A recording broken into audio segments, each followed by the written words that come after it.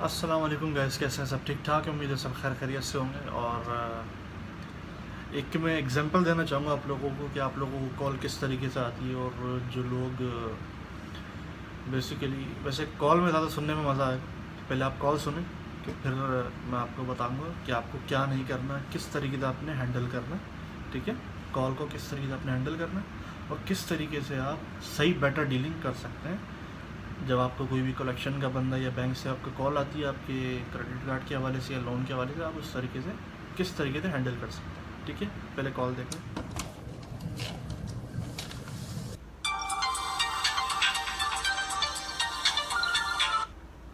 Hello. Hello. Yes, good afternoon. Yes, good afternoon. Am I speaking to Mr. Ovis? Yes, you are. Yeah, I'm calling on behalf of C Bank and regarding your credit card ending with 6051, which is due for the past 7 months. May I know why you are not regularizing your credit card? May I know, sir?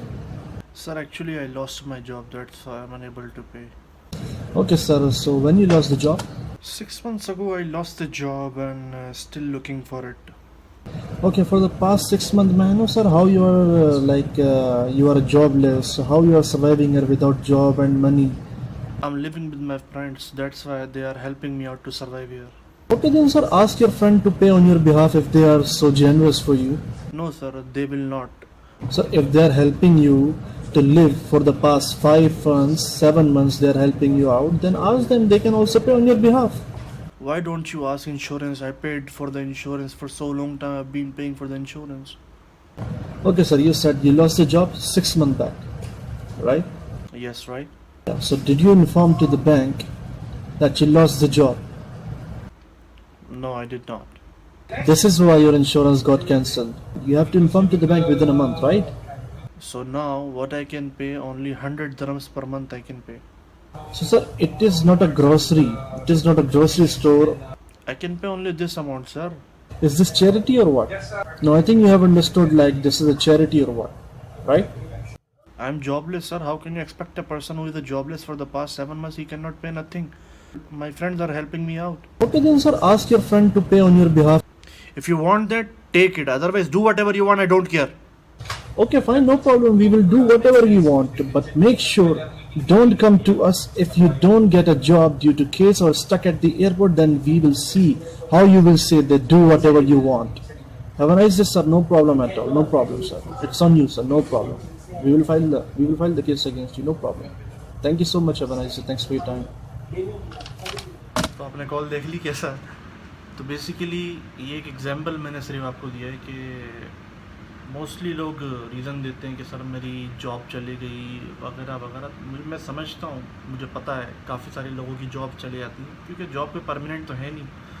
तो मैंने ऐसे भी लोगों को देखा जो business होते हुए बिज़नेस बेहतरीन चल रहा है, फिर भी सर पैसा नहीं है हमारे पास। तो ये देखिए, बैंक के पास जो ना आपके हर रीज़न का आंसर है। जैसे कि आपने देखा कि पिछली वीडियो में कि मैं 100 से पेमेंट नहीं कर सकता ऐसे। तो ये अब एक सोचने वाली खुद बात है कि बैंक आपको 50-60 हज़ार दे के 100 रुपये देने के लिए आपको कॉल कर रहा है। तो ये बिल्कुल समझ रहे इलॉजिकल थिंग है। तो सामने वाला क्योंकि बंदा ऑलरेडी प्रेशर में बैठा मैनेजमेंट से, भाई कलेक्शन नहीं आ रही। तो ये बेसिकली एक रीज़न होता है कि शाउटिंग जो स्टार्ट होती है ना, कि अगर आप सही इसको लॉजिकल आंसर देंगे ना, कि जैसे मैं आपको अगर आपको कॉल करता हूँ तो आप मुझे कोई लॉजिकल आंसर दोगे। लॉजिकल आंसर से मुराद ये नहीं है कि अपनी बचत करके झूठ बोलना, इससे मुराद ये नहीं है कि आप जिस तरीके से नेगोशिएट कर सकते हो। सर ठीक है, मैं कोशिश कर सकता हूँ मैं इतना करने की। अगर जिससे कि आपने देखा कि 7 महीने से जॉब नहीं है, 7 महीने से पेमेंट नहीं हुई, तो ये एक एग्जांपल है। हालांकि मैं उसको, अगर जैसे बंदा 2 महीने की पेमेंट नहीं करी, 2 महीने बाद एक सिर्फ फॉलोअप होता सीधे से, हेलो सर। तो ये मैंने आपको एग्जांपल दी है कि अगर 7 महीने से पेमेंट नहीं कर रहा हो तो सर मैं जॉबलेस हूँ, मेरे दोस्त मेरे को हेल्प कर रहे हैं। तो अब सिंपल सी एक सोचने वाली बात है कि जब आपके दोस्त हर चीज़ में आपका साथ दे रहे हैं, आपको खाना वगैरह खिला रहे हैं, तो आपको रखा हुआ है, तो फिर आपकी जाहिर सी बात है वो लायबिलिटी सॉल्व करने में भी हेल्प कर सकते हैं। तो ये बिल्कुल एक इलॉजिकल सा आंसर है कि मेरे दोस्तों के साथ रह रहा हूँ, तो ये कोई वो नहीं है। तो इसमें अगर आप पार्ट टाइम में अगर आपको फ़िक्र है इतनी, तो मैं आपको टॉन्ट नहीं कर रहा हूँ। मेरा बेसिकली एक समझाने का मकसद है कि किस तरीके से आप बोलो अपने आप को, क्योंकि फालतू टाइम वेस्ट करने का। सर मैं जॉब ढूंढ रहा हूँ, आप 7 महीने से जॉब ढूंढ रहे हो, आपको 7 महीने से जॉब नहीं मिली, तो आप कोई पार्ट टाइम कर लो भाई। मुझे पता अलाउ नहीं है, इलीगल है। तो ये है कि अभी तो खलीज टाइम में भी आ गया कि आप लोगों ने देखी होगी न्यूज़ कि कल ही छपी है मेरे ख्याल में कि 6 महीने तक अगर बंदे की जॉब चली गई 6 महीने तक ये ओवर स्टे कर सकता है। तो इसमें कोई सी परेशानी वाली बात नहीं है कि आप थोड़ा काम कर लें कोई पार्ट टाइम में टुक टुक करके, तो थोड़ा पैसा आएगा आपके पास से। आप बैंक को ही दिखा सकते हो कि सर ये देखो मैं इतना पेमेंट कर रहा हूँ, हालांकि मेरी जॉब नहीं है।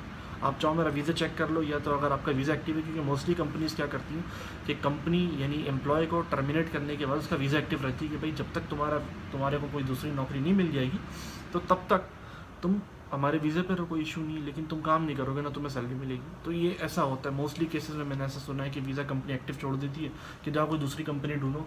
तो ये होता है, अब मोस्टली यही होता है कि आप पार्ट टाइम करें, पार्ट टाइम करके अपना सर्वाइवल करें। ये रीज़न अगर आप देंगे तो सामने वाला आपसे ज़्यादा होशियार है, तो वो हर चीज़ के लिए रेडी बैठा हुआ है, क्योंकि आप एक वाहिद कस्टमर तो है नहीं, क्योंकि मिलियंस ऑफ द कस्टमर इधर हैं यहाँ पे। बेसिकली बहुत सारे मिलियंस ऑफ कस्टमर यहाँ पे हैं जो रोज़ हम लोग सुनते हैं, रोज़ 100 कस्टमर से बात करते हैं तो 100 नई कहानियाँ सुनते हैं, जिसमें से मोस्टली सिमिलर मुझे ये मिलती है कि जॉब चली गई, मेरा ये मसला हो गया, मेरे दोस्तों के साथ रह रहा हूँ। तो इस तरीके से, क्योंकि बेसिकली सामने वाला बंदा फिर हाइपर होगा कलेक्शन एजेंट, फिर आप और हाइपर हो गए, तो उस पर कोई ऐसा वो नहीं है। आप ये करें कि आपको जब भी कॉल आए तो आप ये करें कि सर ओके ठीक है, मैं भी जॉबलेस हूँ, मैं भी पार्ट टाइम काम कर रहा हूँ या करने की कोशिश कर रहा हूँ, ढूंढ रहा हूँ, मैं मेरे पास होती है, मैं जैसी अरेंजमेंट कर सकता हूँ। सर मुझे ये पता मिनिमम पेमेंट मेरा कितना बनता है, मैं पार्शियल पेमेंट कितनी कर सकता हूँ। मैं तो पार्शियल पेमेंट जाहिर सी बात है, सामने वाले बंदा भी एक इंसान ही है, ठीक है,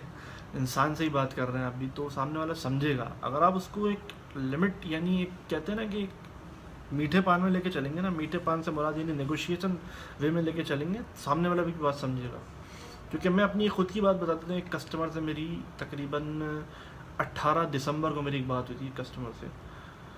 तो कहता है कि सर मैं 1 साल से जॉबलेस हूँ, लेकिन मेरे को अनकरीब जॉब मिल गई है, तो ये कि आप जनवरी के स्टार्टिंग तक वेट कर लें। तो हमारा कॉन्वर्सेशन बहुत अच्छा चल रहा था, यानी समझ लें एक लिमिटेशंस वे में दोस्ती वाला हमारा चल रहा था, you can understand like this. तो मैंने चलो कोई मसला नहीं है, अगर सामने से आप बात सही करोगे तो आपको आंसर भी सही मिलेगा। अब तो फिर उसने क्या किया कि मुझे फिर मैं फॉलोअप करता रहा उससे, एंड ऑफ दिसंबर में फॉलोअप किया मैंने उसको, मैं याद दिलाता रहा, मैंने सर आपकी पेमेंट है इस तारीख को। तो फिर जब 2 जनवरी आई, जब ऑफिस हमारे खुले, तो फिर मैंने उससे बात करी, तो उसने बोला कि सर ऐसा ऐसा मसला है कि मेरी अभी वापस नहीं मिली है। तो फिर मैंने कहा चले ठीक है, क्योंकि वो मेरे से एक तमीज़ से बात कर रहा था, यानी एक रीज़नेबल मेरे को वो बता रहा था कि उसने डॉक्यूमेंट्स वगैरह अपने शेयर करते कि सर देख लो मेरे साथ ऐसा ऐसा मसला है, और फैमिली उसकी यहाँ पे साथ में थी। तो फिर मैंने कंसिडर की, मैंने कहा चलो बंदा प्रॉब्लम में, और सामने से एक यानी जनरस वे में अगर बंदा बात कर रहा है ना आपसे, तो कोई ना कोई बेसिकली प्रॉब्लम होती है। अब उमूमन लोग क्या करते हैं, जनरस वे में आके थोड़ी सी आगे फिर मिसगाइडेंस देने लगते हैं कि सर ऐसा हो गया, can you call me back this time. तो फिर आप मुझे एक बात बताएं, अगर आप जॉबलेस हो, can you call me back का मकसद क्या है? मैं बिज़ी हूँ। भाई आप जॉबलेस हो, क्या बिज़ी हो आप?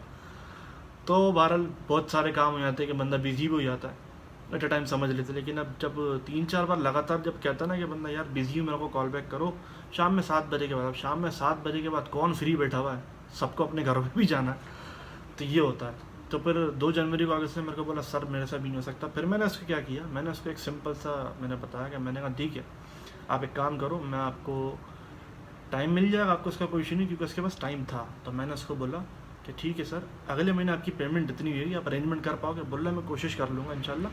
तो फिर अभी उस बंदे की क्या हुआ कि वो कस्टमर जब फ्लो हो गया, नेक्स्ट मंथ उसकी स्टेटमेंट नहीं जनरेट हुई, तो फिर उससे बात हुई, तो उसको मैंने सेटलमेंट दे दी, क्योंकि वो अपने राइट वे पे था, उसका टाइम भी था, तो मैंने उसको टाइम दे दिया। मैंने चलो कोई मसला नहीं है। तो इस तरीके से होता है कि इस तरीके से आप अपनी कॉल्स वगैरह को हैंडल कर सकते हैं, ठीक है। तो ये है कि अगर आपने कोई और मेरे से बात वगैरह पूछनी है इंशाल्लाह, तो काफ़ी सारे मैंने लोगों के ईमेल भी रिप्लाई कर दी, कोई भी पेंडिंग में नहीं अल्हम्दुलिल्लाह अभी तक मेरे पास। तो ये कि आपकी कोई भी क्वेरीज़ वगैरह अगर आपको लगता है कि मैं आपकी हेल्प कर सकता हूँ किसी भी मामले में, तो मेरे को ईमेल करें, मेरा ईमेल डिस्क्रिप्शन में मेंशन है, ठीक है। तो इंशाल्लाह अगली वीडियो में मुलाकात होगी। जब तक मेरे चैनल को सब्सक्राइब करें और आगे दोस्तों को वीडियो शेयर करें जो जिन लोगों के साथ मसले मसाइल हैं, तो इंशाल्लाह मैं उनको पूरा गाइड करने की कोशिश करूँगा। अस्सलाम वालेकुम।